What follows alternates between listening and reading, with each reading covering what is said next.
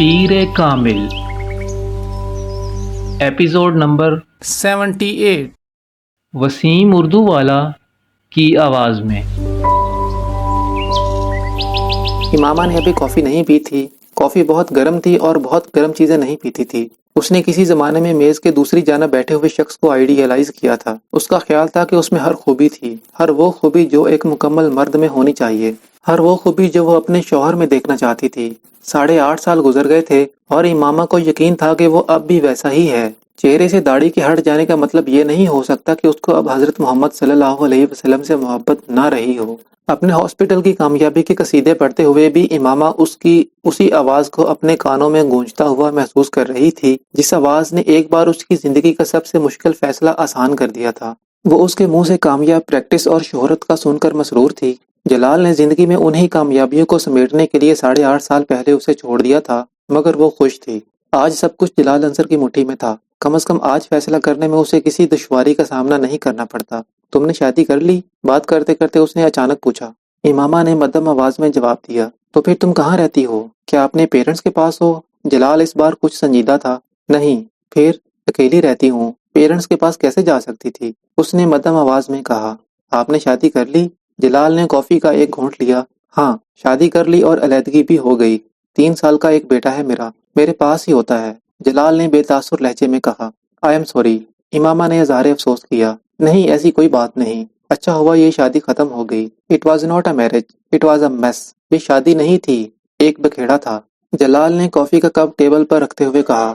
کچھ دیر کمرے میں خاموشی رہی، پھر اس خاموشی کو امامہ نے توڑا۔ بہت سال پہلے ایک بار میں نے آپ کو پرپوز کیا تھا جلال۔ جلال اسے دیکھنے لگا۔ پھر میں نے آپ سے شادی کے لیے ریکویسٹ کی تھی، آپ اس وقت مجھ سے شادی نہیں کر سکے۔ کیا میں یہ ریکویسٹ آپ سے دوبارہ کر سکتی ہوں؟ اس نے جلال انصر کے چہرے کا رنگ بدلتے دیکھا۔ اب تو حالات بدل چکے ہیں، آپ کسی پر ڈیپینڈنٹ نہیں ہیں، نہ ہی میرے پیرنٹس کے کسی رد عمل کا آپ کو اندیشہ ہوگا، نہ ہی آپ کے پیرنٹس اعتراض کریں گے۔ اب تو آپ مجھ سے شادی کر سکتے ہیں۔ وہ جلال کا جواب سننے کے لیے رکی۔ وہ بالکل خاموش تھا۔ اس کی خاموشی نے امامہ کے اعصاب کو مضمحل کیا۔ شاید یہ اس لیے خاموش ہے کیونکہ اسے اپنی پہلی شادی یا بیٹے کا خیال ہوگا، امامہ نے سوچا۔ مجھے اس سے بتانا چاہیے کہ مجھے اس کی پہلی شادی کی کوئی پرواہ نہیں ہے، نہ ہی اس بات پر اعتراض کہ اس کے ہاں ایک بیٹا بھی ہے۔ جلال، مجھے آپ کی شادی پر کوئی اعتراض نہیں ہے۔ جلال نے اس کی بات کاٹ دی۔ امامہ، یہ ممکن نہیں ہے۔ کیوں ممکن نہیں ہے؟ کیا آپ کو مجھ سے محبت نہیں ہے؟ محبت کی بات نہیں ہے امامہ، اب بہت وقت گزر چکا ہے۔ ویسے بھی ایک شادی ناکام ہونے کے بعد میں فوری طور پر دوسری شادی نہیں کرنا چاہتا۔ میں اپنے کریئر پر دھیان دینا چاہتا ہوں۔ جلال، آپ کو مجھ سے تو کوئی اندیشہ نہیں ہونا چاہیے۔ میرے ساتھ تو آپ کی شادی ناکام نہیں ہو سکتی۔ پھر بھی میں کوئی رسک نہیں لینا چاہتا۔ جلال نے اس کی بات کاٹ دی۔ میں انتظار کر سکتی ہوں۔ جلال نے ایک گہرا سانس لیا۔ اس کا کوئی فائدہ نہیں ہے امامہ، میں اس پوزیشن میں نہیں ہوں کہ تم سے شادی کر سکوں۔ وہ دم سادے اسے دیکھتی رہی۔ یہ شادی میں نے اپنی مرضی سے کی تھی، دوبارہ میں اپنی مرضی نہیں کرنا چاہتا۔ دوسری شادی میں اپنے پیرنٹس کی مرضی سے کرنا چاہتا ہوں۔ آپ اپنے پیرنٹس کو میرے بارے میں بتا دیں، شاید وہ آپ کو اجازت دے دیں۔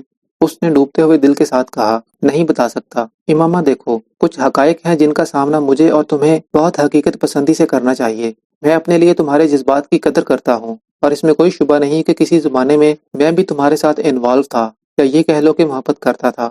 میں آج بھی تمہارے لیے دل میں بہت خاص جذبات رکھتا ہوں اور ہمیشہ رکھوں گا، مگر زندگی جذبات کے سہارے نہیں گزاری جا سکتی۔ وہ رکا۔ امامہ کافی کے کپ سے اٹھتے دھوئیں کے پار اس کا چہرہ دیکھتی رہی۔ تم جب 7-8 سال پہلے اپنا گھر چھوڑ رہی تھیں تو میں نے تمہیں سمجھایا تھا کہ اس طرح نہ کرو، لیکن تم نے اس معاملے کو اپنی مرضی سے ہینڈل کیا۔ اپنے پیرنٹس کو مجھ سے شادی کے لیے کنونس کرنے کی بجائے تم مجھے مجبور کرتی رہی کہ میں تم سے چھپ کر شادی کر لوں۔ میں ایسا نہیں کر سکا اور نہ ہی یہ مناسب سمجھا۔ مذہب کی بات اپنی جگہ، مگر مذہب کے ساتھ معاشرہ بھی تو کوئی چیز ہوتا ہے جس میں ہم رہتے ہیں اور جس کی ہمیں پرواہ کرنی چاہیے۔ امامہ کو یقین نہیں آیا۔ وہ یہ سب اس شخص کے منہ سے سن رہی تھی جو تم تو چلی گئی، مگر تمہارے جانے کے بعد تمہارا اس طرح غائب ہو جانا کتنا بڑا اسکینڈل ثابت ہوا، اس کا تمہیں اندازہ نہیں۔ تمہارے پیرنٹس نے پریس میں یہ خبر نہیں آنے دی، مگر پورے میڈیکل کالج کو تمہارے اس طرح چلے جانے کا پتہ تھا۔ پولیس نے تمہاری بہت ساری فرینڈز اور کلاس فیلو سے تمہارے بارے میں انویسٹیگیشن کی، زینب بھی اس میں شامل تھی۔ خوش قسمتی سے ہم بچ گئے۔ وہ اٹھ کھڑا ہوا۔ میں نے اتنے سال محنت کر کے اپنا مقام بنایا ہے۔ میں اتنا بہادر نہیں ہوں کہ میں تم سے شادی کر کے لوگوں کی چیمے گوئیوں کا نشانہ بنوں۔ میرا اٹھنا بیٹھنا ڈاکٹرز کی کمیونٹی میں ہے، اور امامہ ہاشم کی میری بیوی کے طور پر واپسی مجھے اسکینڈلائز کر دے گی۔ تم سے شادی کر کے میں لوگوں سے نظریں نہیں چرانا چاہتا۔ تم اتنے سال کہاں رہی ہو، کیسے رہی ہو، یہ بہت اہم سوالات ہیں۔ میرے پیرنٹس کو تمہاری کسی بات پر یقین نہیں آئے گا اور مجھے لوگوں کی نظروں میں اپنا یہ مقام برقرار رکھنا ہے۔ تم بہت اچھی ہو مگر لوگ سمجھتے ہیں کہ تم اچھی لڑکی نہیں ہو، اور میں کسی اسکینڈلائزڈ لڑکی سے شادی نہیں کر سکتا۔ میں برداشت نہیں کر سکتا کہ کوئی یہ کہے کہ میری بیوی کا کردار اچھا نہیں ہے۔ آئی ہوپ تم میری پوزیشن کو سمجھ سکتی ہو۔ کافی کے کپ سے اٹھتا دھواں ختم ہو چکا تھا، مگر جلال انصر کا چہرہ ابھی کسی دھوئیں کے پیچھے چھپا نظر آ رہا تھا، یا پھر یہ اس کی آنکھوں میں اترنے والی دھند تھی جس نے جلال انصر کو غائب کر دیا تھا۔ کرسی کے دونوں ہاتھوں کا سہارا لیتے ہوئے وہ اٹھ کھڑی ہوئی۔ ہاں میں سمجھ سکتی ہوں، اس نے اپنے آپ کو کہتے سنا۔ خدا حافظ۔ آئی ایم سوری ماما، جلال معذرت کر رہا تھا۔ امامہ نے اسے نہیں دیکھا، وہ جیسے نیند کی حالت میں چلتے ہوئے کمرے سے باہر آ گئی۔ شام کے 7 بج چکے تھے، اندھیرا چھا چکا تھا۔ سڑکوں پر اسٹریٹ لائٹس اور نیون سائن بورڈز روشن تھے۔ سڑک پر بہت زیادہ ٹریفک تھی۔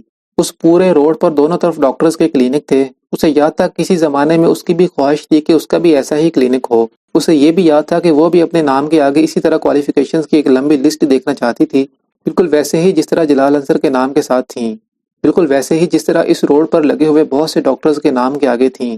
یہ سب ہو سکتا تھا، یہ سب ممکن تھا، اس کے ہاتھ کی مٹھی میں تھا۔ اگر وہ بہت سال پہلے اپنے گھر سے نہ نکلی ہوتی۔ وہ بہت دیر تک جلال کے ہاسپٹل کے باہر سڑک پر کھڑی خالی و ذہنی کی کیفیت میں سڑک پر دوڑتی ٹریفک کو دیکھتی رہی۔ اس کی سمجھ میں نہیں آ رہا تھا کہ وہ یہاں سے کہاں جائے۔ اس نے ایک بار پھر مڑ کر ہاسپٹل کے ماتھے پر جگمگاتے الیکٹرک بورڈ پر ڈاکٹر جلال انصر کا نام دیکھا۔ تم اچھی لڑکی ہو مگر لوگ تمہیں اچھا نہیں سمجھتے۔ اسے چند منٹ پہلے کہے ہوئے اس کے الفاظ یاد آئے۔ وہاں کھڑے اسے پہلی بار پتا چلا کہ اس نے اپنی پوری زندگی یک طرفہ محبت میں گزاری تھی۔ جلال انصر کو اس سے کبھی محبت تھی ہی نہیں، نہ 8.5 سال پہلے نہ ہی اب۔ اس کو صرف امامہ کی ضرورت نہیں تھی، اس کے ساتھ منسلک باقی چیزوں کی بھی ضرورت تھی۔ اس کا لمبا چوڑا فیملی بیک گراؤنڈ، سوسائٹی میں اس کے خاندان کا نام اور مرتبہ، اس کے خاندان کے کانٹیکٹس، اس کے خاندان کی دولت، جس کے ساتھ نتی ہو کر وہ جمپ لگا کر راتوں رات اپر کلاس میں آ جاتا، اور وہ اس خوش فہمی میں مبتلا رہی کہ وہ صرف اس کی محبت میں مبتلا تھا۔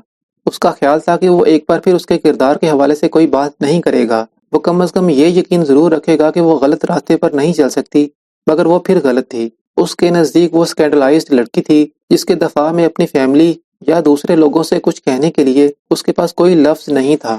8.5 سال پہلے گھر چھوڑتے ہوئے وہ جانتی تھی کہ لوگ اس کے بارے میں بہت کچھ کہیں گے۔ وہ اپنے لیے کانٹوں بھرا راستہ، زہر اگلتی زبانیں اور طنز کرتی نظریں چن رہی تھی، مگر یہ اس نے کبھی نہیں سوچا تھا کہ ان لوگوں میں جلال انصر بھی شامل ہوگا۔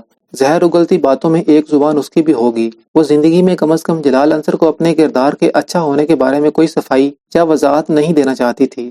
وہ اس کو کوئی صفائی دے ہی نہیں سکتی تھی۔ اس کے لفظوں نے 8.5 سال بعد پہلی بار اسے صحیح معنوں میں حقیقت کے تپتے ہوئے صحرا میں پھینک دیا تھا۔ وہ معاشرے کے لیے آؤٹ کاسٹ بن چکی تھی۔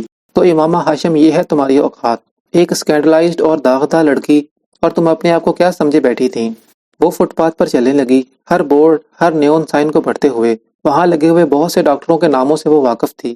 ان میں سے کچھ اس کے کلاس فیلوز تھے، کچھ اس سے جونیئر، کچھ اس سے سینئر، اور وہ خود کہاں کھڑی تھی؟ کہیں بھی نہیں۔ تم دیکھنا امامہ، تم کس طرح ذلیل و خوار ہوگی، تمہیں کچھ بھی نہیں ملے گا، کچھ بھی نہیں۔ اس کے کانوں میں ہاشم مبین کی آواز گونجنے لگی تھی۔ اس نے اپنے گالوں پر سیال مادے کو بہتے محسوس کیا۔ آس پاس موجود روشنیاں اب اس کی آنکھوں کو اور چندیانے لگی تھیں۔ جلال انصر برا آدمی نہیں تھا، بس وہ نہیں تھا جو سمجھ کر وہ اس کی طرف گئی تھی۔ کیسا دھوکہ تھا جو اس نے کھایا تھا، جان بوجھ کر کھلی آنکھوں کے ساتھ۔ وہ بھی ایک مادہ پرست تھا، مکمل مادہ پرست۔ صرف اس کا یہ روپ اس نے پہلی بار دیکھا تھا اور اس کے لیے یہ سب ناقابل یقین تھا۔ وہ برا آدمی نہیں تھا، اس کی اپنی اخلاقیات تھیں اور وہ ان کے ساتھ جی رہا تھا۔ امامہ ہاشم کو آج اس نے وہ اخلاقیات بتا دی تھیں۔ اس نے ایسی تضحیک اور تحقیر 8 سالوں میں پہلی بار دیکھی تھی، اور وہ بھی اس شخص کے ہاتھوں جسے وہ خوبیوں کا مجموعہ سمجھتی رہی تھی۔ اور خوبیوں کے اس مجموعے کی نظروں میں وہ کیا تھی؟ گھر سے بھاگی ہوئی ایک سکینڈلائزڈ لڑکی۔ آنسوؤں کا ایک سیلاب تھا جو اس کی آنکھوں سے امڑ رہا تھا، اور اس میں سب کچھ بہہ رہا تھا، سب کچھ۔ اس نے بے رحمی کے ساتھ آنکھوں کو رگڑا، اپنی چادر کے ساتھ گیلے چہرے کو خشک کرتے ہوئے ایک رکشے کو روک کر وہ اس میں بیٹھ گئی۔ دروازہ سعیدہ اماں نے کھولا تھا۔ وہ سر جھکائے اس طرح اندر داخل ہوئی کہ اس کے چہرے پر ان کی نظر نہ پڑے۔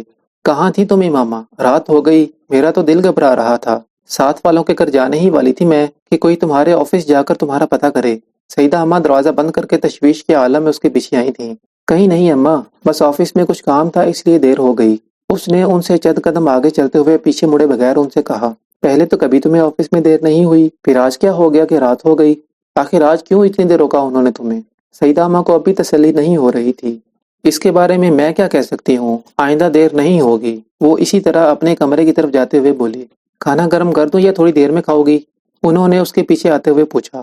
نہیں، میں کھانا نہیں کھاؤں گی، میرے سر میں درد ہو رہا ہے، میں کچھ دیر کے لیے سونا چاہتی ہوں، اس نے اپنے کمرے میں داخل ہوتے ہوئے کہا۔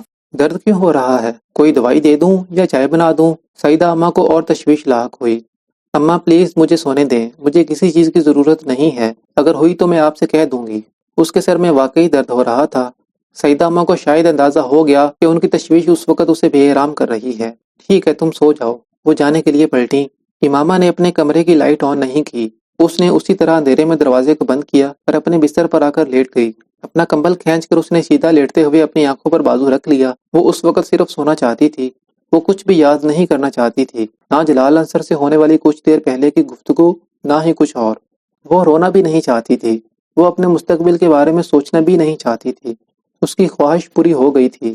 اسے نیند کیسے آ گئی یہ وہ نہیں جانتی تھی، مگر وہ بہت گہری نیند سوئی تھی۔